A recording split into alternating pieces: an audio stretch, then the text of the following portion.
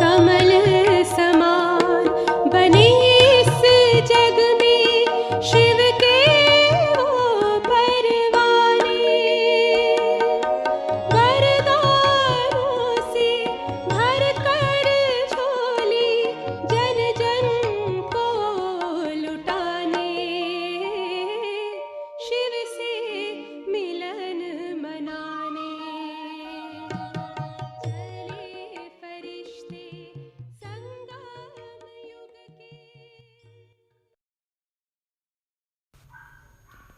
ओम शांति। अव्यक्त वाणियों में से फरिश्ता स्वरूप स्थिति का अभ्यास कैसे करना है, फरिश्ता स्वरूप स्थिति कैसे बनानी है, उसके लिए अव्यक्त वाणियों से कुछ चुने महावाक्य। उसमें बाबा ने कहा, वर्तमान समय हर एक ब्राह्मण आत्मा के संकल्प और बोल को लक्ष्य की कसौटी पर चेक करना चाहिए। लक्ष्य की प्रमाण संकल्प और बोल है। लक्ष्य है फरिश्ता सो देवता बनना, तो उसी तरह हमारे संकल्प और बोल है, चेकिंग करना है। बाबा ने कहा, देव पद की प्राप्ति तो भविष्य की है, लेकिन वर्तमान समय पुरुषार्थ की प्राप्ति का लक्ष्य कौन सा? वर्तमान समय पुरुषार्थ की प्राप्ति का लक्ष्य कौन सा है? हमारा लक्ष्य क्या है? फरिश्ता बनना। तो फरिश्ते की मुख्य क्वालिफिकेशन क्या है? फरिश्ते की मुख्य क्वालिफिकेशन, फरिश्ता बनने के लिए 2 क्वालिफिकेशन कौन सी चाहिए? एक है लाइट, दूसरी है माइट।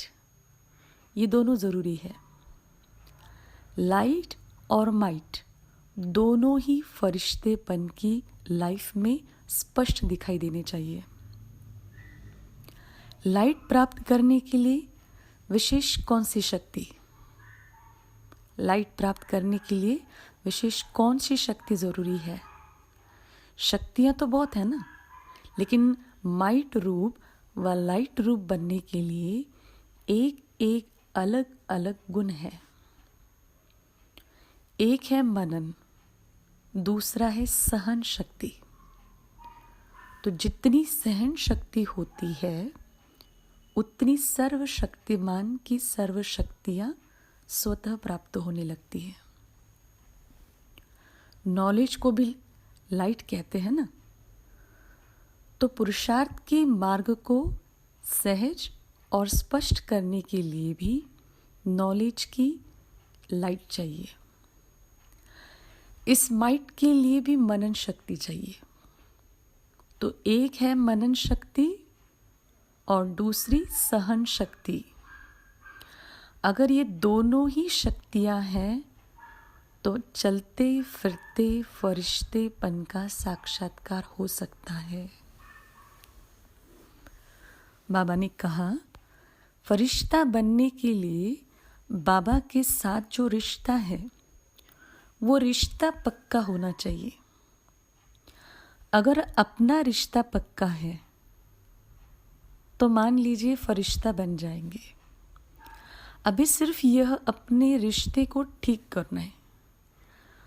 अगर एक के साथ सर्व रिश्ते हैं तो सहज और सदा फरिश्ते बनते जाएंगे। और है भी क्या जहां हमारी बुद्धि चली जाए? और कुछ भी रहा ही नहीं है। सर्व संबंध व सर्व रिश्ते, सर्व रास्ते ब्लॉक है। रास्ता खुला हुआ होगा तो बुद्धि जरूर भागेगी। जब सभी रिश्ते भी खत्म, रास्ते भी बंद, फिर बुद्धि कहाँ जाएगी? एक ही रास्ता, एक ही रिश्ता, तो फिर बन जाएंगे फरिश्ता। एक ही रास्ता, एक ही से रिश्ता, तो बन जाएंगे फरिश्ता। तो हमें चेक करना है कि कौन सा रास्ता व कौन सा रिश्ता अभी तक पूरा ब्लॉक नहीं हुआ है। जरा भी अगर खुला हुआ होगा तो लोग कोशिश करेंगे वहां से जाने की। बिल्कुल बंद होगा तो जाएंगे ही नहीं। सुराख भी होगा तो भी उनको टच करके चले जाते हैं। तो यहां भी बाबा ने कहा ऐसे है कि जरा भी रास्ता खुला होता है तो बुद्धि चली जाती है। सर्व रास्ते ब्लॉक करने के लिए सहज युक्ति बाबा बार बार सुनाते रहते, रोज मुरली में भी सुनते हैं। सर्व रास्ते ब्लॉक करने की सहज युक्ति हम रोज मुरली में भी सुनते हैं। विस्मृति को स्मृति दिलाने वाली कौन सी युक्ति है? विस्मृति को स्मृति दिलाने वाली कौन सी युक्ति? एक ही चित्र है जिसमें बाप दादा और वर्षा आ जाता है। अगर यह चित्र सदैव सामने रखो तो और सभी रास्ते ब्लॉक हो जाएंगे। फिर बाबा ने कहा, देवताओं के चित्र जो बनाते हैं तो उनकी सूरत में सरलता जरूर दिखाते हैं, ये विशेष गुण दिखाते हैं। फीचर्स में सरलता, जिसको आप भोलापन कहते हैं। तो जितना जो सहज पुरुषार्थी होगा वह मनसा में भी सरल, वाचा में भी सरल, कर्म में भी सरल होगा, उसे कोई फरिश्ता कहा जाएगा ना। तो बाबा कहते, तुम जितना जितना देह की भान की तरफ से बुद्धि ऊपर लेते जाएंगे वो अपने को फरिश्ता महसूस करने लगेंगे। हर कर्तव्य करते बाबा की याद में उड़ते रहेंगे तो उस अभ्यास का अनुभव होगा। स्थिति ऐसी ही हो जाएगी जैसे कि उड़ रहे हैं। बाबा ने कहा, स्वयं को फरिश्ते रूप में अनुभव करो तो साक्षात्कार होगा। साक्षात्कार का रूप कौन सा?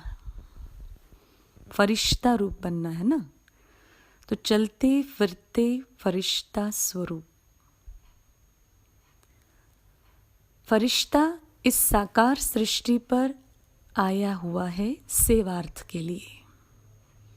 मैं फरिश्ता इस साकार सृष्टि पर आया हूँ सेवार्थ के लिए। फरिश्ते प्रकट होते हैं फिर समा जाते हैं। फरिश्ते सदा इस साकारी सृष्टि पर ठहरते नहीं है। फरिश्तों का काम क्या है? कार्य किया और गायब। तो जब ऐसे फरिश्ते होंगे तो इस देह और देह के संबंध वो पुरानी दुनिया में पाव नहीं रहेगा। जब कहते हो कि हम बाबा के स्नेही हैं, हम सब बच्चे यही कहते कि हमारा ब्रह्मा बाप से स्नेह है, शिव बाबा से स्नेह है। तो बाप सूक्ष्म वतनवासी और आप सारा दिन स्थूल वतनवासी, तो कैसे स्नेही कहलाएंगे? स्नेही की निशानी क्या होती? समान। तो बाबा ने कहा, तो सूक्ष्म वतनवासी फरिश्ते आप बन जाओ ना। सर्व आकर्षणों या लगावों के रिश्ते और रास्ते बंद करो। सर्व आकर्षणों, लगावों के रिश्ते, रास्ते बंद करेंगे तभी बाबा के स्नेही बन पाएंगे। यहाँ होते हुए भी जैसे कि नहीं है, ये लास्ट स्टेज है। विशेष सेवार्थ निमित्त हो तो पुरुषार्थ में भी विशेष होना चाहिए। जब दूसरों को चलते फिरते यह अनुभव होगा कि आप लोग फरिश्ते हैं तो दूसरे भी आपसे प्रेरणा ले सकेंगे। साकार सृष्टि की स्मृति से परे हो जाना है तो जो छोटी छोटी बातें जिसमें हमारा टाइम वेस्ट होता है वो टाइम नहीं वेस्ट होगा। साकार सृष्टि की स्मृति से परे जाना है तो छोटी छोटी बातों में हमारा टाइम वेस्ट नहीं जाएगा, हाई जंप लगा सकेंगे। साकार सृष्टि से एकदम फरिश्तों की दुनिया में, साकार सृष्टि से एकदम फरिश्तों की दुनिया में। फिर बाबा ने कहा, नुमा शाम अर्थात परिवर्तन का समय। परिवर्तन का यह युग है ना। तो परिवर्तन का युग यह यादगार परिवर्तन के समय पर बनाया। तो बाबा कहते, जितना जितना चक्रवर्ती बनकर चक्र चलाएंगे उतना चारों ओर का आवाज निकलेगा कि हम लोगों ने ज्योति देखी, चलते हुए फरिश्ते देखे। ये आवाज फैलता जाएगा और ज्योति को फरिश्तों को ढूंढने निकलेंगे कि ये ज्योति कहाँ से आई, कहाँ से ये फरिश्ते चक्र लगाने आते हैं। जैसे आदि में साक्षात्कार अर्थ निमित्त बाप बना, वैसे अब अंत में भी बाबा कहते बाप के सहित बच्चों को भी साक्षात्कार के निमित्त बनना है। बाबा ने कहा अब वर्णन सब करते हैं। योग अर्थात याद, योग अर्थात कनेक्शन। वर्णन तो सभी करते हैं, योग अर्थात याद, योग अर्थात कनेक्शन। लेकिन कनेक्शन का प्रैक्टिकल रूप, प्रमाण क्या है, प्राप्ति क्या है, उसकी महीनता में जाना है। मोटे रूप में नहीं, लेकिन रूहानियत की गुह्यता में जाना है। तब फरिश्ता रूप प्रत्यक्ष हो सकता है।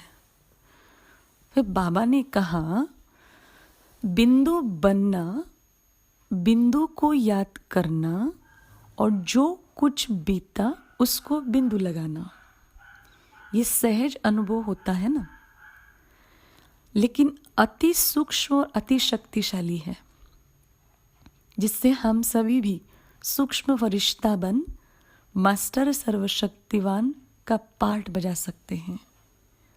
किससे?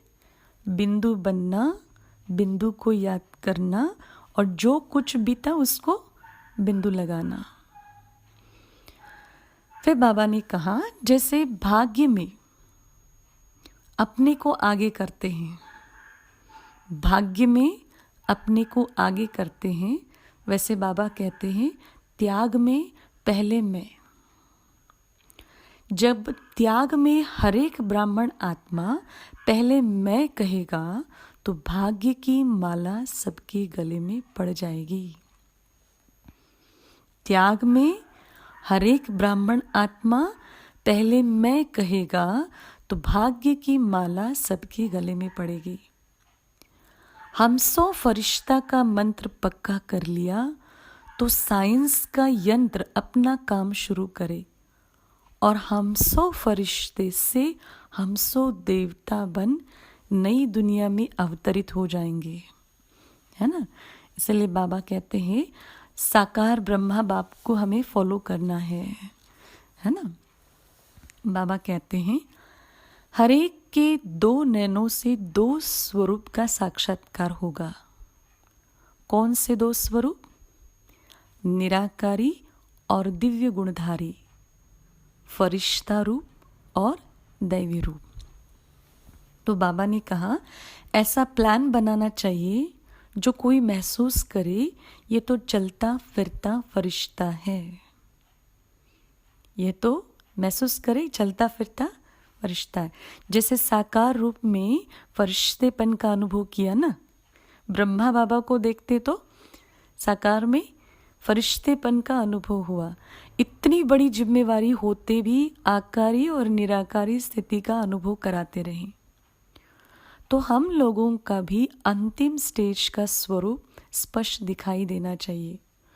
कोई कितना भी अशांत व बेचैन घबराया हुआ आवे, अभी अंतिम समय तो ऐसे ही होगा ना, कोई कितना भी अशांत व बेचैन घबराया हुआ हमारे सामने आवे, लेकिन हमारी एक दृष्टि, स्मृति और वृत्ति की शक्ति उनको बिल्कुल शांत कर दे। हमारी एक दृष्टि, स्मृति और वृत्ति की शक्ति उस आत्मा को बिल्कुल शांत कर दे। फिर बाबा ने कहा कर्मणा द्वारा गुणों का दान करने के कारण कौन से मूर्त बन जाएंगे? कर्मणा के द्वारा गुणों का दान करने से फरिश्ता, कर्म अर्थात गुणों का दान करने से उनकी चलन और चेहरा दोनों ही फरिश्ते की तरह दिखाई देंगे। दोनों प्रकार की लाइट होगी, अर्थात प्रकाशमय भी और हल्कापन भी। तो जो भी कदम उठाएगा वो हल्का, बोझ महसूस नहीं करेंगे। जो स्वयं संतुष्ट रहते हैं वो औरों को भी संतुष्ट बना देते हैं, है ना। और वही चलते फिरते फरिश्तेपन का अनुभव करा सकते हैं। बाबा ने बहुत सुंदर एक उदाहरण देकर के कहा है, जैसे टीवी द्वारा इस संसार की कैसी कैसी सीन सीनरियाँ देखते हुए कई आकर्षित होते हैं, अर्थात गिरती कला में जाते हैं। ऐसे फरिश्तों के नयन दिव्य दूर दृश्य का काम करेंगे। फरिश्तों के नयन दिव्य दूर दर्शन का काम करेंगे। हर एक के नयनों द्वारा सिर्फ इस संसार की ही नहीं लेकिन तीनों लोकों का दर्शन करेंगे। फरिश्तों के हर एक के नयन से सिर्फ इस संसार का ही नहीं तो तीनों लोकों का दर्शन करेंगे। ऐसे फरिश्तों के मस्तक में चमकती हुई मनी आत्माओं को सर्च लाइट वो लाइट हाउस के समान स्वयं का स्वरूप, स्वमार्ग और श्रेष्ठ मंजिल का स्पष्ट साक्षात्कार कराएगी। ऐसे फरिश्तों के युक्ति युक्त बोल अर्थात अमूल्य बोल हर भिखारी आत्माओं की रत्नों से झोली भर देंगे। बाबा ने कहा, वैसे तो फरिश्ता देह और देह की आकर्षण से ऊपर होता है। कहते फरिश्तों के पांव धरती पर नहीं टिकते हैं। ऐसे फरिश्ते बनने वाली आत्माएं भी इस देह अर्थात धरती, जैसे वो धरती मिट्टी है वैसे यह देह भी क्या है, मिट्टी है। तो फरिश्तों के पांव धरती पर नहीं रहते, अर्थात फरिश्ते बनने वाली आत्माओं के पांव अर्थात बुद्धि इस देह रूपी धरती पर नहीं रह सकती है। यही निशानी है फरिश्तेपन की। तो बाबा ने कहा, स्वयं को फरिश्ते रूप में अनुभव करना है तो साक्षात्कार होगा। साक्षात्कार का रूप कौन सा है? फरिश्ता बनना। तो बाबा हम सब बच्चों को बहुत ऐसी फरिश्ते स्वरूप की बातें ध्यान पर खिंचवा रहे हैं कि फरिश्ता डबल लाइट होता है। एक लाइट सदा ज्योति स्वरूप। अच्छा, ओम शांति।